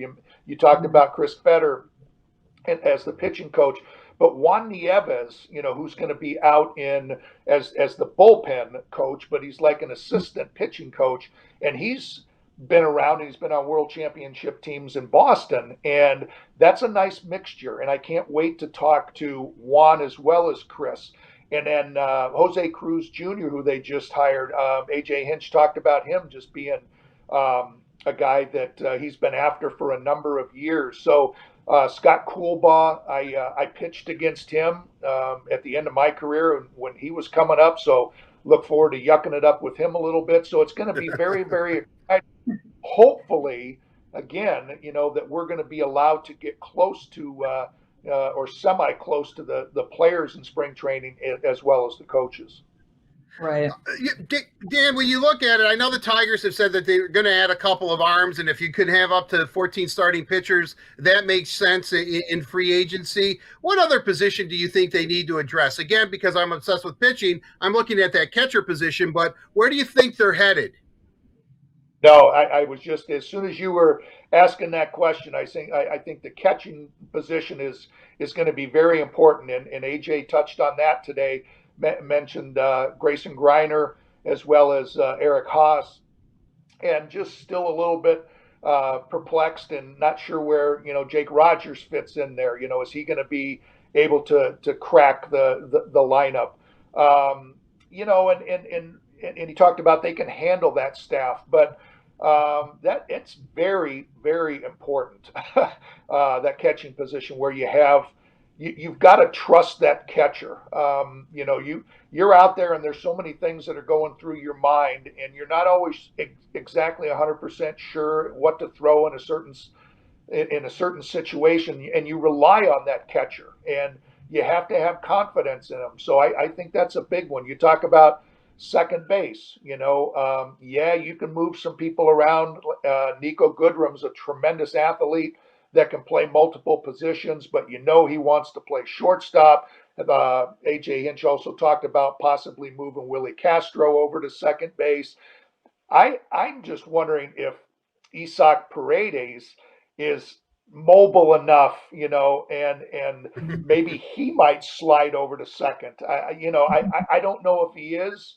That would be a real good question for Alan Trammell, but it just seems like with Torkelson on the way up and as soon as maybe next summer.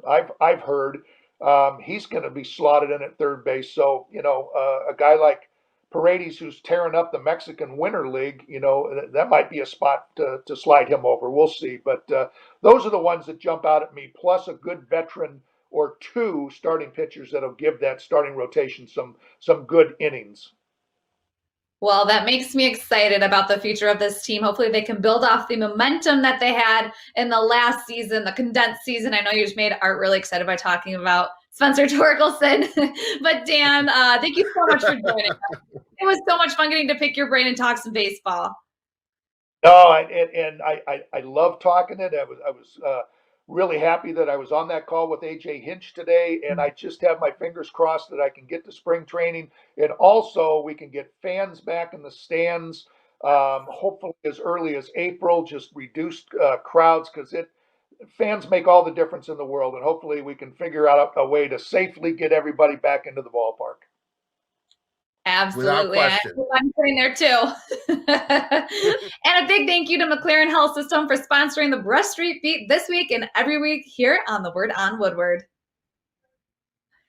Always great talking with Dan Petry. And now I'm excited to hand it off to Art, where he caught up with an old buddy of his. Art? Well, thank you, Carly. It is time for the headliner presented by Miller Lite, and it gives me great pleasure to have on the headliner today it's Chris Chelios, the greatest American hockey player ever. Chris, thanks for joining us. Really appreciate it.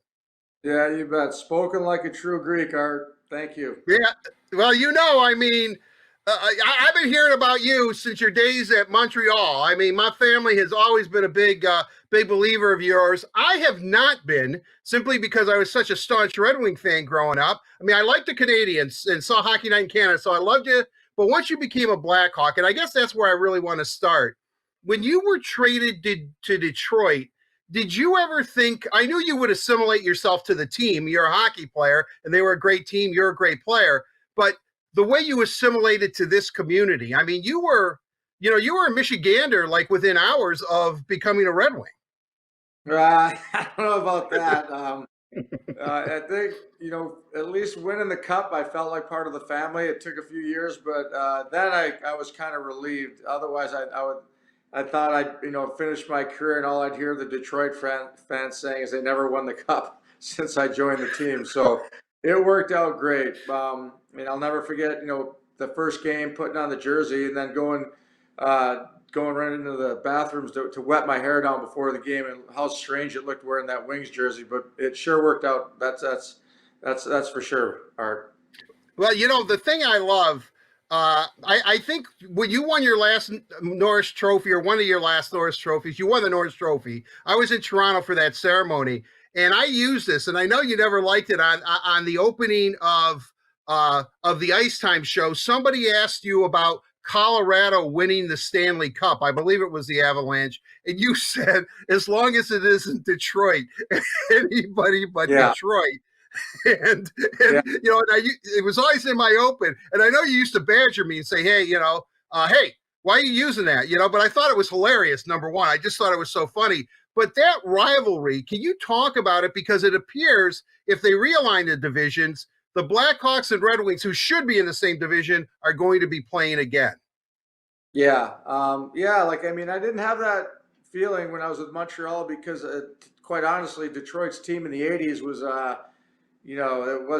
they weren't much of a team. In Montreal, we had a really good team. But then when I got traded to Chicago, you kind of saw that transition of the Hawks were the stronger team, earlier 90s. And then, of course, when Scotty took over, it just switched, and the Red Wings kind of took over. It turned into a great rivalry. So I think I put my foot in my mouth twice. Once when I said that, and then the other time was when I said I'd never play for Detroit on some Mike North interview, and that came back to bite me a bunch of times. But like I said, it all worked out. Somehow I managed to get the Chicago fans after a few years, and the Detroit fans, back on my side, and it's great. Well, it has been wonderful. Can you talk about, your rivalry that you had with certain players? I know you and Steve used to have on-ice warfare, but there was always that mutual respect. Yeah, unfortunately, that was never really my role, growing up. I was a centerman and a forward, and then in juniors, to a certain extent, but I felt like I was one of those guys. skilled players that, didn't have to worry about the rough stuff or the intimidation. And as soon as I switched to defense, I figured, this was the way to go after the team's best players. And that just kind of, it carried over, not so much in Montreal, but the Mike Keenan days. And I got to be quite honest, and you mentioned Izzy.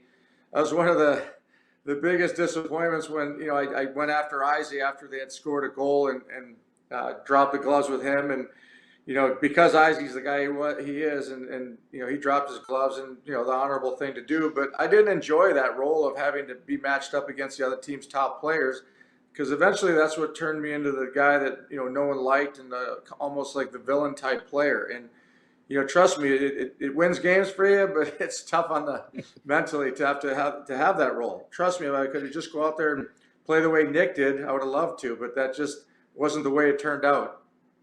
I'm real kind of curious though. Didn't you kind of enjoy like getting into Sergei's grill a little bit though? Oh my God. Yeah. Until Mac and Proby and those guys came after me, it was great. But yeah. And like I said, I deserve what I got. I felt that, like I said, back in that day, you can intimidate a lot of the skilled players. It started with a guy like Alex McGillney, he just didn't like that. And when back then in the 80s, you could elbow a guy in the head and only get 2 minutes. Now you do it and you get, 2 years. That's the difference. So, I adjusted with the times. I felt, and a couple suspensions, cleaned me up pretty good. And then Scotty, obviously being the disciplinarian guy he is, and how disciplined Detroit was, that was really what cured me. But I felt that people like that North American style of play, and I enjoy it. At some points, especially when you're not winning, you try to get the team going, and it energizes the crowd. It really does. So that's. I did it, and really no regrets. So it's just like I said, people, home and away loved watching it. I want to ask you, when you were competing against Steve Yzerman and then when you were his teammate, did you see him evolving into the executive that he's become? Was there always a point where maybe in the room you sat back and you said, Steve's pretty sharp mind. I think he could be a good hockey executive.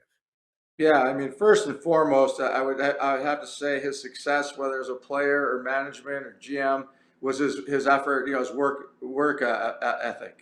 He just today I still don't understand how he does it. He's 24/7 thinking hockey. He's always working and he's busy, and the same as he played. And I think I look back to his Hall of Fame speech when he said he didn't feel that he was a leader, initially, and then, I mean, understandably so. He started at 18. I think he was the captain either his first or second year of the Wings, and that's a big load on a guy's shoulders to carry. And he didn't have the leaders and the guys that I had, the Bob Gaineys, the Larry Robinsons, to transform into which eventually I felt I fell into that role. But by no means was I ready in Montreal, and even Chicago, I wasn't quite ready for that. So a credit to him for how he started and what he eventually ended up being the one of the best leaders there wasn't in teams. When Henrik Zetterberg had to retire prematurely, the Red Wings have gone without a captain the last couple of years. You obviously wore the C in Chicago. I'm kind of curious. Steve said that they're going to name a captain before this season begins, whenever that may be, hopefully fairly soon. How important is it for the team to have a player wear that C? Yeah, I mean, you have to have a leader. I believe that. I don't agree with there was no captain. Even if they have two, me and Carbonneau shared that role in Montreal. We were co-captains. One was captain on the road and at home. So, I mean, I don't know his decision. If it was Blash's, I respect his decision, but I think you have to have someone. And things are easy for the captain, when things are going well. But when you face adversity, that's where you find out, which guys are cut out for that. So. I think it's great Izzy, has announced that. And there's a couple of guys I could think of on that team that probably, could fill that void real easy just from their, how they lead by example on the ice. A week from today being Thursday, is going to be Christmas Eve. And Fox Sports Detroit is going to show Game 3 of the 2002 Stanley Cup Final, the triple overtime game against Carolina. Can you take me back? Because I'm up in the booth watching this game thinking, man, because you guys were down, you score a goal within the last minute and a half to send it into overtime and eventually win. You could have gone down 2-1. I mean, can you take us back? What was going through your mind? Because Carolina put up a pretty good fight, at least the first 3 games. Yeah, they beat us that first game, and that automatically switched the pressure on us. Their mindset, now there's no pressure on game 2. We ended up winning game 2. And then game 3 on that triple overtime goal, all I'm thinking was, like, I'm looking at Dandon always saying, "Get out of the way." And that's, I believe he jumped out of the way. Was it Iggy that got the goal? Yes, it was. It was Igor. Yep. Yeah, so I'm on the bench, and all I can see is Iggy shooting it at that empty net, and the only one in the way was Dandy, and he jumped out of the way, thank God. But what a game that was, and a turning point, obviously, of that series to go on and for us to win the Stanley Cup. So yeah, it's touch and go, and obviously, we were favored to win, but you look back at that first series against Vancouver, and anything can happen. So it was great. It was a great moment. I know that the 2002 Red Wings are who's who in the Hall of Fame. I don't know, 10, 11, 12 guys. I'm starting to lose count how many of you guys are in the Hockey Hall of Fame. But you add Robitaille and you add our good buddy Brett Hull to that mix. How much pressure was on that 2002 team? Oh, tons. It would have been such a disappointment, especially if we'd lost out in the first round. I mean, maybe you go 3 rounds, to the finals. Okay, you're up against someone that deserves to be there, but it could have been a disaster. I mean, I'll never forget getting booed at that second game, coming off the ice at home when we lost that second game. Dom couldn't stop a beach ball. Nothing went right, and then that goal Nick scored from center ice, that third game. Or maybe it was a fourth game, but that Cloutier, we looked at his interview after, and half of the team was watching it, and we said to ourselves, "This guy's done." And sure as hell, Dom outplayed him and outplayed everybody else the rest of the time. And then Holly, what a series he had. He got a hat trick that one game, and then obviously Luke, contributing throughout the playoffs also. Yeah, but. Man, it's a good thing we did that, because I had never been on a team with that much talent and expectations ever in the NHL.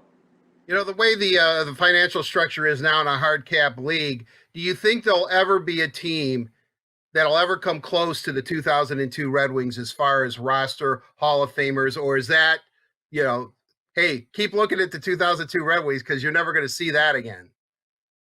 I mean, I would say no, but in saying that, if a team struggles, for years and then all of a sudden builds a dynasty, kind of like the Blackhawks did, and I think Detroit was a different thing. That Scotty came in, they signed a bunch of free agents. That Sergei had come a little later, made some really good draft picks, but a lot of good trades by Kenny Holland, and they had the right chemistry. Where Chicago, they got those high picks for 3-4 years in a row, meaning Tays, Kane, Seabrook, Keith, and when you get guys like that, look what happened to them. It's just they build it out. They're in the same spot Detroit was a few years back.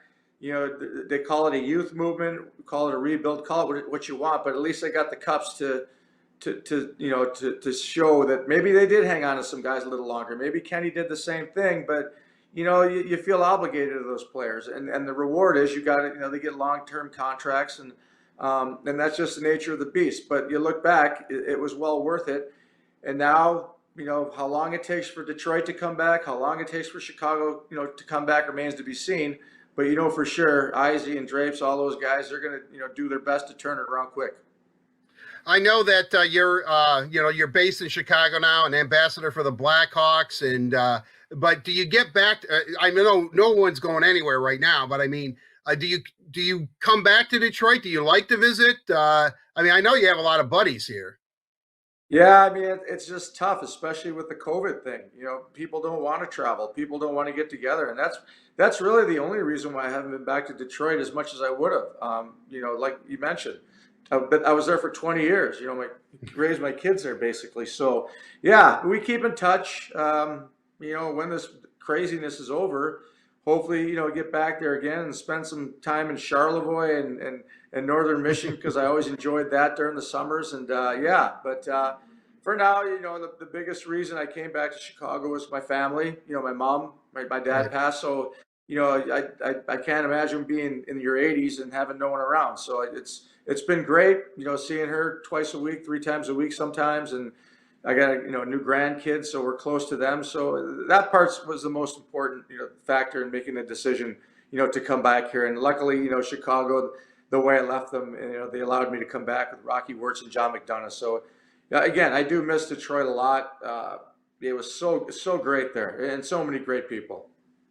Well, Chris, I know that feeling. When my dad passed, you got to take care of mom. I understand that completely. It's always great catching up with you. I can't believe that I've gone from absolutely can't standing you to you being one of my all-time favorite people. It's funny how that works out. Argument. Yeah, we had one argument. I think one time, my second or third year, you got a little mad at me at that bar up in training camp. Yeah, you probably don't remember. Oh, no, I actually do remember that. I think that was liquid courage talking on my part. I think I was calling you Captain America. Yeah, you got under my skin. No one gets under my skin, but you did that night. But anyway, it was funny the next day at the rink. But yeah, no, yeah, you've been great. The media, everything. It was just a great experience in Detroit, and you wish you could freeze time, and that it was probably the best years. I shouldn't say that because Montreal was special, Chicago, but to end it for the last 10 years in Detroit, it was amazing. Thanks for joining us here on The Headliner. Always appreciate your time, and Merry Christmas, Happy Holidays to you and yours. Yeah, same to you, Art, and everybody in Detroit. Happy holidays. Have a great Christmas. To the Illich family, all the best. Always loved you guys, and go Wings after the Hawks. Okay, yeah, all right. I guess that's appropriate. Thanks again, Chris. Right. Always a pleasure. That'll do it for this edition of The Headline, presented by Miller Lite. It is the original light beer. It tastes great. It's only 96 calories, and it's available for delivery. Carly, back to you. Thanks, Art. I miss Chelly. I love seeing you guys talk together. It's now time for Let's Socialize, but I still like to talk about The Headliner. Art, that was a great interview. Yeah, it's really strange. I mean, I can't believe he brought up that night in Traverse City. That was just, it was, it's like 20 years ago or so. And I can remember I was just like constantly hammering him, calling him Captain America, because he had captained Olympic teams and all that kind of stuff. And I don't think, if I was not Greek, I think he probably would have decked me, but he kept him. And then the next day at practice, he was just razzing me big time about it, because I was embarrassed. I'll be honest with you. I think, as our fine producer, Mark Milligan, pointed out, I think when he brought it up, I turned, a shade of red. I was, because it was embarrassing, but that liquid courage works in funny ways, and I just thought it was hilarious because I knew he was getting mad at me. I mean, I'll tell you how bad it got. This is how bad that got. I followed him into the restroom. To just keep calling him Captain America. It was just bad. It was bad. I mean, it's one of the most embarrassing things I've ever done, because I think if you talk to the guys, okay, I'm a bit of a screwball. I know that. And, I'm a real emotional and real fired up kind of person. I always have been, but that was not a highlight of my life. Especially Chris, who always treated me very, very well, to just sit there. Captain America, and he goes, "Oh yeah, big man. Oh yeah, you're big man. Yeah, you think I'm Captain America?" And it was just banter, and it was for hours. I'm not exaggerating. I mean, we did this for hours, and I couldn't believe it. I could not. I can't believe he brought it up, but he remembers. And I guess I'm going to give myself a Carly. I'm going to give myself a Carly pat on the back where he says, "Nobody gets under my skin, but you did." And I was going to say, but I didn't. Takes another Greek to get under a Greek skin, my friend. And, I knew the buttons to press. I knew the buttons to press, buddy. But Chris, he's a great guy. He's just a great guy. And, look at, he hated the Red Wings. And let's be honest, we hated him. Red Wing fans hated him. But when he came to Detroit, that transition was really seamless. He fit in perfectly. He was a great, great Red Wing for a number of years, for 10 seasons. It was wonderful how it worked out, because what's interesting? The Chicago, Chicago had him convinced that he was done as a player. He thought, boy, should I retire? But when he had the opportunity to come to Detroit, he wasn't done. Mm-hmm. And so, I'm sorry. I mean, I'm now, I'm thinking about Cheli, but he came here and obviously was a great Red Wing for a decade. So I'm going to make a transition now and talk about guys that are questioning whether they're done or not. For the first Let's Socialize, this is kind of, I don't want to call it breaking news, but it's just something new that was just posted. Henrik Lundqvist, unfortunately, has a heart condition. So he posted this. The NHL Twitter retweeted it, and he just said he's going to have to sit this season out. Now, does that mean he's done and retiring? That's not what he's saying. It's just that he needs to take a step back and focus on his health. I mean, that heart, that's an important organ in your body, your heart. So he's a little bit nervous. He said, met with the doctors and specialists, and after a few tests, they decided it was best for he and his health that he sat out for this upcoming season, whenever it starts. So again, as we know, he's with the Capitals, signed a 1-year deal. So it's sad. I feel really bad for him. Great goalie, and it's just sad to see these guys. Right. I mean, King Henrik, he was looking forward to this year because, as we know, we talked about, the Rangers have like 3 goalies and 2 really young guys, and, they wanted to make that transition. And, Holtby now signs with Vancouver. And so, and actually the Capitals have a young stud in net that I wanted the Red Wings to trade for. Probably one of my other, liquid courage moments. Hey, you got to get this guy from the Caps. But with that said, so they were really counting. I mean, he was counting on reviving his career with the Capitals. They embraced him. They really, really wanted him. And it's just sad because you want great players. And truly, Henrik Lundqvist was a great hot player, and he still is. I mean, we wish him nothing but the best of health, and he gets back next season. But you want them to go out under their own terms. And, and unfortunately, he's not going out. At this point, he may or may not go out under his own terms. He deserves to go out under his own terms. And, and I like that first line. It breaks my heart. And then he wrote in parentheses and used it correctly, literally, because of this heart condition. So, get on the mend, my friend, and get back in this league. It's Absolutely. really. Another Henrik, we know, Zetterberg. You don't want to see that. People are, I should say, players going out because of their bodies. They still mentally want to play that game, but physically can just not. Z going on. I can remember we were up in, when he announced it, we were up in Traverse City. And I can say, are you relieved or are you angry because you can't go out under your own terms? And he said, I'm a little bit of both, I mean, because, let's face it. And I think, behind the scenes, we all knew he was in agony. Nicholas Cromwell knew, Zetterberg, to play at the level that he played at was not easy for him towards the end. And, and when that back finally, boom, that was, not many more players. I always say Steve Yzerman has the highest tolerance of pain of any player I play. Guy gets hit in the paw, his knee was all ragged. He had to have that osteotomy. His eyeball, gets hit in the head. I remember Sporting News did a feature that said, what is it like to get hit in the eye with a puck?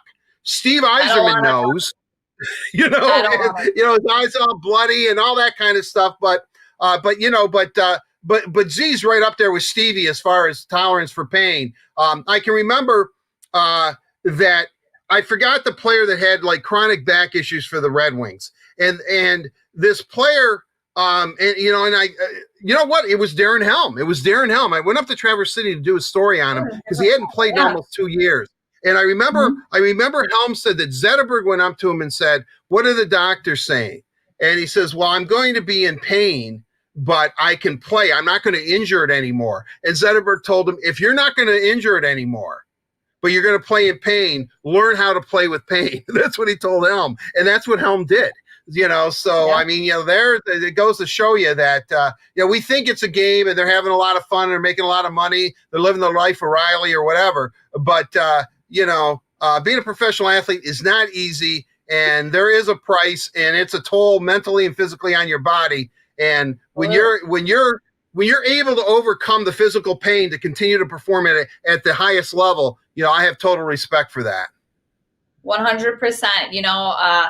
I've been on bench during practices before where I've had some pucks whipped a little too close to my face. I can't imagine getting hit in the face with a puck, but that's why they call it hockey tough, right? But let's move on to the second social post. I have to talk, I know we were talking earlier about retired numbers for the Tigers, and this is what a fan said. Larry Smith. He thinks it should be Bill Freehan, hands down, best catcher of the 60s until Johnny Bench. How do you feel about that, Bill Freehan? Yeah, I can't argue that. I really can't argue that. I'm surprised that he's not in the Hall of Fame. I knew when you go through this and you start thinking, in the back of your mind, I'm missing somebody. There's somebody here that I'm missing, Give like 10 players. When you answer a question for one player, you usually give 10. Cover all bases. Right. Because Bill Freehan, he was an all-star like 10 years in a row or something. When you look at the all-star games, some of those classic all-star games, it's Bill Freehan that was the catcher for the American League. He was just gifted. Also a University of Michigan product, by the way. But Bill Freehan, Larry's right. He's absolutely right. His number 11, I can see that happening. But I want to give some love to Gates Brown because, especially with the designated hitter being in the American League, the true art and the true skill of a pinch hitter, I think we kind of lost in the American League. We kind of lost that. Gator, 26. I'd love to see it because he was just, as Double D pointed out. But, can't get better with Gator. Bill Freehan, Miggy, as Double D said. And of course, Justin Verlander. It's just a matter of time before they retire his number.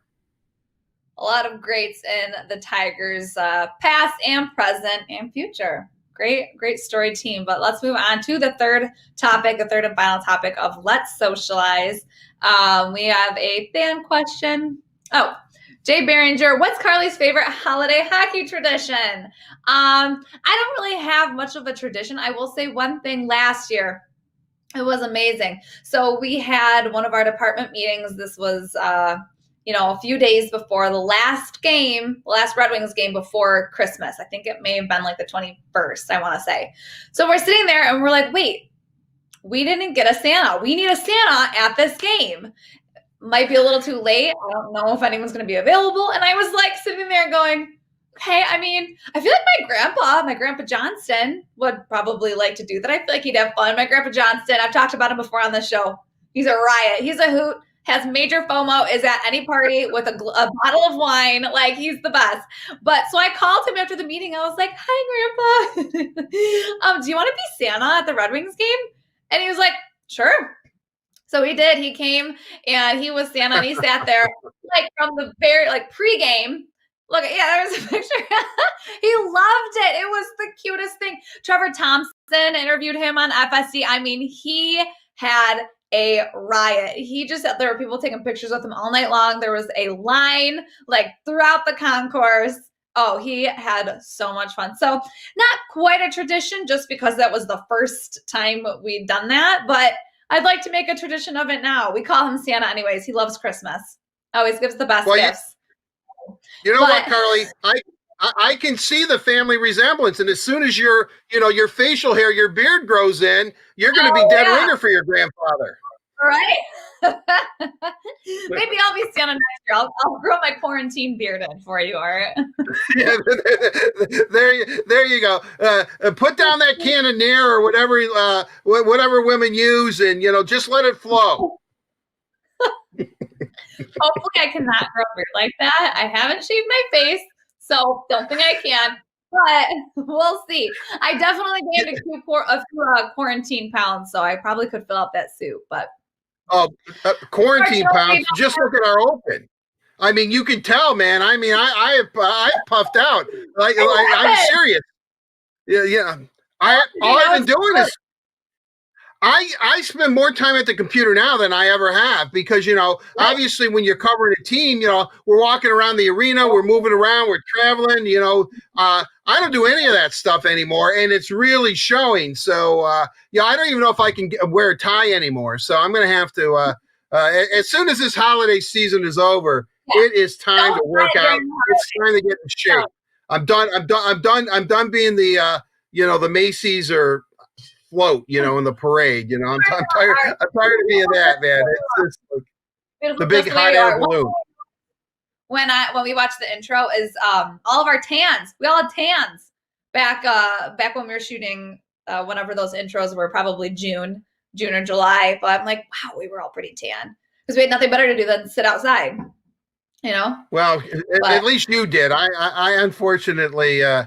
You don't think like a 58 game baseball season is a lot, but when they're virtually playing every day and and you have to watch every game, that which is cool. I mean, I enjoyed it. I really loved it. I mean, I really did. But it's getting to learn the Tigers like I have. That's probably been the best thing, if there is a best thing about being cooped up, is learning a team, learning a team and learning their minor leagues and getting to know the Tigers like we know the Red Wings. That has been a great experience for me. I mean, I really enjoy that. They're a good group of guys. Absolutely. Well, who would agree with me is Dan Dickerson, because he's always outside. So Dan and I just like the outdoors, Art. Well, I mean, look at Dan today. I mean, the guy was in gloves and a hat, drinking his hot toddy or whatever. I mean, I'm sure his wife is trying to get him off the porch right now. Let me have one more. I got another show to shoot, don't I? What time is Rush Street Pete? The mailbag. Speaking of hot toddies, let's wrap this up so we can go enjoy one after work, after the stream. So, all right, thank you. All right. It's been a pleasure. And thank you to AAA, who says thank you with free roadside assistance for first responders and healthcare workers fighting to defeat COVID-19. You protect us by going to work every day. Let AAA protect you on the way there and back. Unfortunately, our show has come to an end, but we'll be back on Tuesday, so be sure to like, subscribe, and turn on live notifications so you don't miss a single second of the Word on Woodward. Also, if you miss anything in today's show, you can catch up on past interviews at the WOW YouTube channel or listen to the show as a podcast on Google Podcasts, Apple Podcasts, or Spotify. And tomorrow at 8 p.m. on Fox Sports Detroit, if you guys want to watch some hockey, you can catch a classic game, the 1998 Stanley Cup Final, Game 3. I know we all miss some Red Wings hockey. I'll be watching it. So watch it and take a trip down memory lane with me. But that's it again for today. We'll talk about all of this weekend's news and much more next week on The Word on Woodward, coming to you on Tuesday at noon on Detroit Tigers and DetroitRedWings.com, YouTube and Facebook pages. Until then, everyone stay healthy and stay happy.